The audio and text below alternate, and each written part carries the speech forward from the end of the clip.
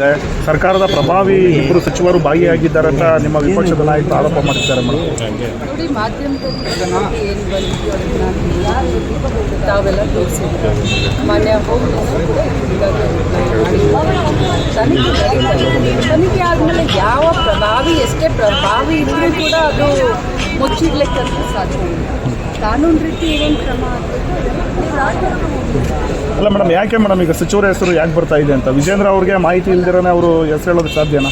ನನಗೇನು ಗೊತ್ತಿಲ್ಲ ಅದ್ರ ಬಗ್ಗೆ ಏನಾದ್ರು ಅಲ್ಲ, ಅದ್ರ ಬಗ್ಗೆ ನೀವು ಸಂಬಂಧಪಟ್ಟವ್ರನ್ನ ಕೇಳಿದ್ರೆ ಯಾರ ಹತ್ರ ಇಂಟೆಲಿಜೆನ್ಸ್ ಇದೆಯೋ, ಯಾರ ಹತ್ರ ಏನಿದೆಯೋ ಅವ್ರನ್ನ ಕೇಳಿದ್ರೆ ಅವ್ರಿಗೆ ಗೊತ್ತಿರುತ್ತೆ. ನನಗೆಲ್ಲ ಅದ್ರ ಬಗ್ಗೆ ನೀವೇನು ತೋರಿಸ್ತಾ ಇದ್ರು ಅದನ್ನಷ್ಟು ನಾನು ನೋಡ್ತೇನೆ. ಗ್ಯಾರಂಟಿ ಸಮಿತಿಯವರು ವಿಚಾರ ಪ್ರತಿಭಟನೆ ಮಾಡ್ತಾರೆ ಸರ್, ಒಳಗಡೆ ಮತ್ತು ಹೊರಗಡೆ ಇದು ಮಾಡಬೇಕು ಅಂತ ನೋಡಿ, ಬಿಜೆಪಿಯವರಿಗೆ ಮಾಡೋದು ಕೆಲಸ ಮೊದಲು ಗ್ಯಾರಂಟಿ ನಡೆಯೋದು, ಗ್ಯಾರಂಟಿ ಎರಡನೇದಾಗಿ ಈಗ ಗ್ಯಾರಂಟಿ ಸಮಿತಿಯ ಬಗ್ಗೆ 1.5 ವರ್ಷ ಸಮಿತಿಯನ್ನು ಮಾಡಿ ಇಲ್ಲಿವರೆಗೆ ಏನು ಕಣ್ಮುಚ್ಕೊಂಡು ಕೊಡ್ತೀನಿ. ಬಿಜೆಪಿಯವರು ಏನು ನಿದ್ದೆ ಮಾಡ್ತಾರೆ. 1.5 ವರ್ಷ ಆಯಿತು.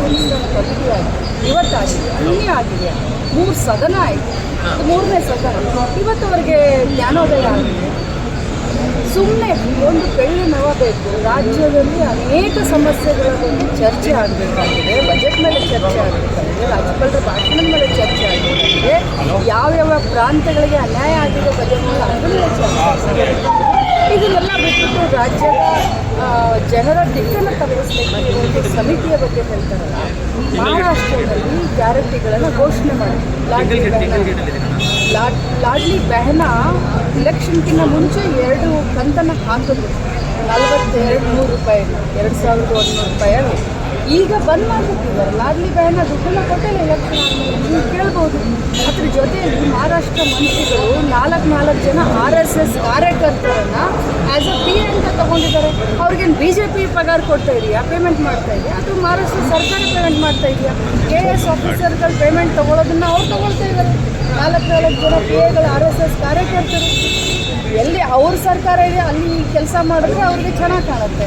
ಎಲ್ಲಿ ನಮ್ಮ ಸರ್ಕಾರ ಇದೆ, ಕಾಂಗ್ರೆಸ್ ಸರ್ಕಾರ ಇದೆ, ಅಲ್ಲಿ ಇವ್ರಿಗೆ ಕೆಟ್ಟ ಅನಿಸುತ್ತೆ. ಬಸ್ಸಲ್ಲಿ ಕಲ್ಲನ್ನು ಹುಡುಕುವಂಥ ಕೆಲಸ ಮಾಡ್ತಾರೆ. ಮೇಡಮ್, ಬೆಳಗಾವಿ ಗಡಿ ಭಾಗಗಳಲ್ಲಿ ಪಹಣಿಯಲ್ಲಿ ಮರಾಠಿ ಕೈಬರಹ ಇರುವಂತಹ ಬಾಣಿಗಳನ್ನ ಮಾನ್ಯ ಮಾಡಲಾಗಿದೆ. ಇದು ಹೇಗೆ ಮೇಡಮ್? ಅಂದರೆ ಮರಾಠಿ ಪ್ರೇಮ ಹೇಗೆ ನೋಡಿ ಯಾಕಂದರೆ ಇಲ್ಲಿಯವರೆಗೆ ಕನ್ನಡದಲ್ಲಿ ಕೊಡ್ತಾ ಇದ್ದಾರೆ. ಅದು ನನಗೆ ಮರಾಠಿ ಪಹಣಿ ಅದನ್ನು ತಿಳ್ಕೊಂಡು ನಾವು ಮಾತಾಡ್ತೀವಿ. ಭಾಳಷ್ಟು ಸೂಕ್ಷ್ಮ ವಿಚಾರ. ಅಲ್ಲ ಮೇಡಮ್, ಅಧಿಕಾರಿ ವರ್ಗದಲ್ಲಿ ಈ ರೀತಿ ಒಂದು ಮರಾಠಿ ಭಾಷೆ ವಿಚಾರ ಇಷ್ಟೊಂದು ಸೂಕ್ಷ್ಮತೆಯನ್ನು ಪಡ್ಕೊಳ್ತಾ ಇದೆ. ಅಧಿಕಾರಿಗಳೇ ಈ ಥರ ಮಾಡ್ತಿದ್ದಾರೆ ಅಂದರೆ ಹೇಗೆ ಮೇಡಮ್? ನಾನು ಅದ್ರ ಬಗ್ಗೆ ಏನು ಗೊತ್ತಿಲ್ಲದೆ ನಿಮಗೆ ರಿಯಾಕ್ಟ್ ಮಾಡಿದ್ರೆ ಅದು ತಪ್ಪಾಗಿದೆ. ಯಾಕಂದರೆ ಇವತ್ತು ಏನೇ ಘಟನೆ ಬೆಳಗಾವಿಯಲ್ಲಿ ಆದರೂ ಕೂಡ ಅದು ಲಕ್ಷ್ಮೀ ಹೆಬ್ಬಾಳ್ಕರ್ ಅಂತ ಹೇಳಿ ಗುರುತಿಸಲಾಗಿದೆ. ನನ್ನ ಒಂದು ಯಾವುದೋ ಒಂದು ಘಟನೆ ಒಬ್ಬ ಪಂಚಾಯಿತಿಯ ಸೆಕ್ರೆಟರಿಯನ್ನು ಅಧಿಕಾರಿ ಮೇಲೆ ಹಲ್ಲೆ ಆಗಿ ಆಸ್ಪತ್ರೆಗೆ ಹೋದರು. ಅದು ನನ್ನ ಕ್ಷೇತ್ರದವರೇ. ಅವರು ತಮ್ಮ ಕೆಲಸ ಮಾಡಲಿಲ್ಲ ಅಂತ ಹೊಡೆದಿದ್ದಾರೆ. ಘಟನೆ ಆದ ಒಂದು 15 ನಿಮಿಷಕ್ಕೇ ನಾನು ಅವ್ರ ಮೇಲೆ FIR ಹಾಕಿಸುವಂಥ ಕೆಲಸವನ್ನು ಮಾಡಿದ್ದೀನಿ. ಅವರು ಅಬ್ಸ್ಕಾಂಡಿಂಗ್ ಆಗಿ ಹುಡುಕಿಸುವಂಥ ಕೆಲಸವನ್ನು 2 ತಂಡವನ್ನಾಗಿ ಮಾಡಿ ಕಳಿಸಿದ್ದೀನಿ. ಆದರೆ ಆ ಘಟನೆಗೆ ನನಗೆ ಏನು ಸಂಬಂಧನೇ ಇಲ್ಲದೆ ಅದು ಕೂಡ ಮೇಡಮ್ ಇದು ನಿಮ್ಮ ಮಾಡಿದ್ದೆ. ಆದರೆ ಅದು ಎಷ್ಟು ಸರಿ ಅದನ್ನು ತಿಳ್ಕೊಂಡು ಮಾತಾಡ್ತೀನಿ. ಖಂಡಿತವಾಗ್ಲೂ ತಿಳ್ಕೊಂಡು ಅಲ್ಲಿ ಕಂಬಾಡ್ತೀನಿ.